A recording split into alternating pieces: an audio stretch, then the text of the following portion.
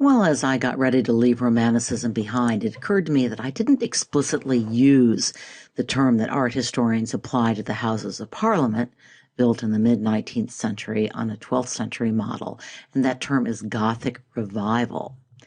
And as I did explain, it reflected a nostalgia for the beauty, the craftsmanship, and the spiritual certainties of an earlier age, and a certain distaste for modernity. But again, not so much distaste that architects didn't work in what were for the time modern details, such as metal in the roofs and a ventilation tower shaped like a Gothic campanile. Here's another famous Gothic revival from a century earlier. In fact, this was the country home of the man who was arguably England's first prime minister, Walpole, and he helped ignite the craze. And where did the English Prince Regent get the idea for this famous building or monstrosity in his favorite seaside town? Looks to me like the Taj Mahal on steroids. The British were fascinated by their empire in India, and here's one result. The style is actually called Indian Gothic. It didn't really catch on all that well in England, but many buildings in India from the colonial era were built in the Indian Gothic style, and here's an example. Okay, on to the second half of the 19th century. The pace of change quickens rather dramatically. The Industrial Revolution enters its second phase with the rise of industries such as steel, electricity, chemicals, petroleum, the automobile industry. More rural workers took to the cities. Science reigned supreme, and philosophers and social scientists attempted to make every discipline scientific. Darwin challenged religious concepts of creation and human life. Marx challenged the social order, and a rising generation of artists challenged the conventions of Academy-approved painting. In England and France were royal academies, or at least in England was the Royal Academy. The French Academy remained very important. So don't worry about knowing all of these early modernist styles. Now we're going to only talk about the first today, for that matter, in this unit.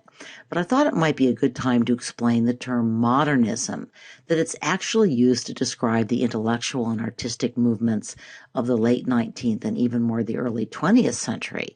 Much of what we call modern art historians call postmodern art, or they pin it with a confusing array of labels, various isms that, alas, we're going to have to learn in upcoming units. So, have you been waiting for the next generation to turn on their artistic moms and dads? Oh, those romantics. They were so sentimental, so given to unnecessary drama. Sure, they were engaged in current social issues. You think of the raft of the Medusa or slave ship, but did they take to the barricades? Or did they, like Delacroix, hide in their rooms and peek out the windows at the unruly masses? Did they get their hands dirty? You may recall that Delacroix was dismayed at Turner's dirty hands, and that was probably just paint. To the realists who succeeded them, the Romantics produced art that was just, well, too pretty. It was time for some gritty reality.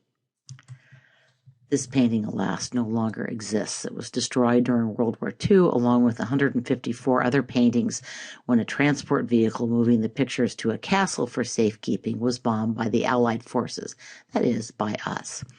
But we have photographs of the work, which seems especially appropriate since we're now on the eve of photography's invention. This was actually quite a large painting, 9 feet wide, 12 feet tall, 9 feet tall, 12 feet wide. Why would this scale have startled viewers accustomed to French Academy paintings? Well, huge canvases were usually reserved for the big history paintings that members of the French Academy considered to be the very highest form of art. So, here is an example of a French Academy history painting from the same period. It is even more immense than the Stonebreakers. I'll get it right this time, 25 feet wide. But of course, it's crowded with figures. Note that by painting a moralistic critique of the declining Roman Empire, the artist still found a way to work in the ever-popular nudes and sex scenes without offending his audience. It's just history, right? Courbet hated this kind of painting, and in this famous quote, he explains why. So what's he saying in your own words? Paint what you see and only what you see. Courbet is credited with coining the term realism. He was an empiricist. Scientists and positivists believed that the only truth was truth that could be tested with an experiment or scientifically observed or demonstrated. Courbet rejected the abstract, the visionary, the theoretical. Art was about painting the world we live in with all its toil and poverty, and there was plenty in the late 19th century or mid-19th century. So what do you notice about this picture, especially in contrast to the Academy painting that we just saw? Stonebreakers is not a sentimental view of country life. This is hard, sweaty, back-breaking work captured in dull browns and grays that echo a life with very few pleasures. Despite its size, the painting contains only two figures, one too young and one too old for the back-breaking work that they're undertaking. So what about composition? Does the painting have a focal point? Well, the two workers are lit by a harsh sun that contrasts with the shadow of the hill looming over them. Yet their faces are hidden. They've been rendered anonymous, as they would have gone unnoticed by the upper middle class that dominated painting, both as painters and as patrons. Every portion of the canvas is rendered in sharp detail, and this really has the effect of eliminating a specific focal point. All is real. We have revealing light, but no spotlight, no real drama. It's life under the fluorescent lights, if you will. And actually, everyone does look a little green. Here's another Courbet, this time a portrayal of rural poverty. Again, unflinching. The woman on the left is exhausted. The woman in the center is holding up a heavy pan. You can see her muscled arms. She lifts heavy objects regularly. The cupboard, or maybe it's an oven that the boy opens, appears empty. This is not a vision of rural plenty. And this is probably Courbet's most famous painting, although it is not on the list. In keeping with his perceived role as a recorder of real life, Courbet based this painting on an actual event, the burial of his uncle back in his hometown. But despite the cross carried by a rather bored-looking attendant, the scene is bleak and unhopeful. It's decidedly unheroic and not, despite the subject matter, especially spiritual. Note the colors are once again dark and somber, except for that splash of color in the center left, which actually has the effect of making the church officials, the priests, look more theatrical than real. Courbet's unsentimental realism bothered the Academy critics, all the more because he had the gall to paint this scene on a canvas that was 20 feet wide. The Academy artists also condemned what they saw as his crude application of paint.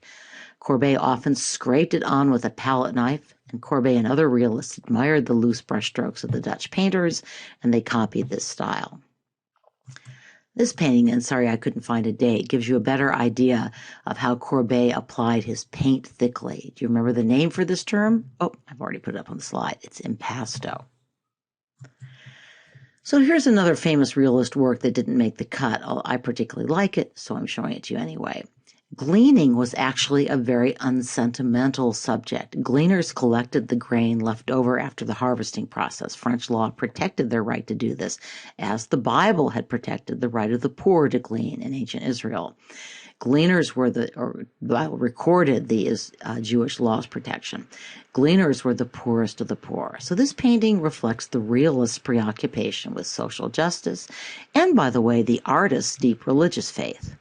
Millet is important also because he's one of the founding members of the Barbizon school, who gathered in the village of Barbizon outside the forest of Fontainebleau near Paris.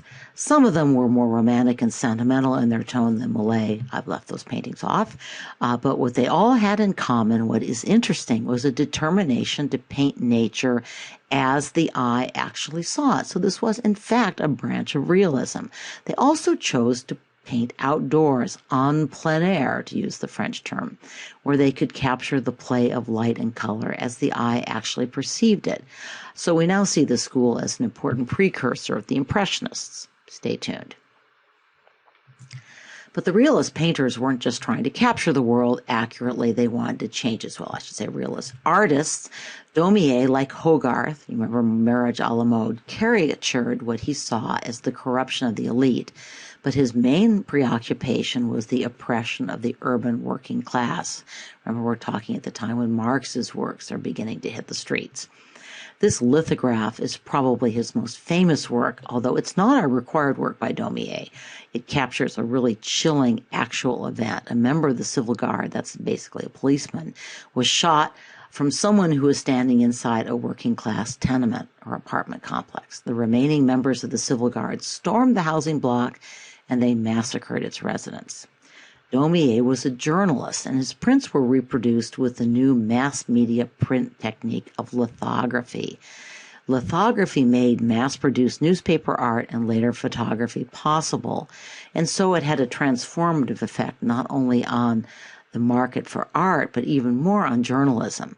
So here is a short, but I thought informative video about lithography. Sometimes these things are better shown than explained. Here's Daumier's famous rendering of Louis Philippe, the bourgeois king that was brought to power by the Revolution of 1830, liberty leading the people, etc. Here he is pictured as a bloated giant. Gargantua is actually a figure from French literature, and he's devouring the riches of his people. Louis Philippe would be overthrown in the Revolution of 1848, and the Republic would be restored. Then we'd have Napoleon III. Then we'd come back to a Republic again. French politics in this period gets very complicated. I thought you'd enjoy this. This is one of many Daumier satires of the French salon. He has a lot of funny pictures of people staring at paintings, particularly men goggling Venuses. I thought you'd like this one. I love this painting, so I stuck it in even though it's not required. This is Daumier's extraordinarily unsentimental painting of the inhabitants of a third-class carriage. It's oil on canvas, not etching or lithograph, but you can still see that Daumier, the print artist, relies very heavily on line. Daumier in this and many of his works employs a head-on point of view. We'll see more of this when we get to Monet. Some art historians associate this with the rise of photography, particularly portrait photography. Note, too, that we, the viewers, are presumably in the facing seat, so we are sitting in the third-class carriage. Daumier invites us not just to observe, but to participate in the lives of ordinary people. So here's our required work by Daumier. I'm going to come back to this lithograph in my next lecture on photography, but let's talk about it briefly now.